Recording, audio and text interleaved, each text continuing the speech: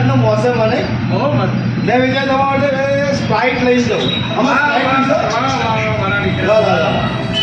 મારો દીકરો બહુ મસ્ત. મામા હું તમને શું કહેતો તમને ખબર હે? હા બેટા, મારી વાત માનજો હું બેટા મારા બોલ. મને હે ને 50,000ની જરૂર હતી. હે? મારા પપ્પાને વાત કરી. હા. મારા પપ્પા કે મામાને જઈને કેમ ભાઈ? કે મામો તો કે કરોડપતિ હે ને એકાદો વીઘો વેચીને આલ દેશે.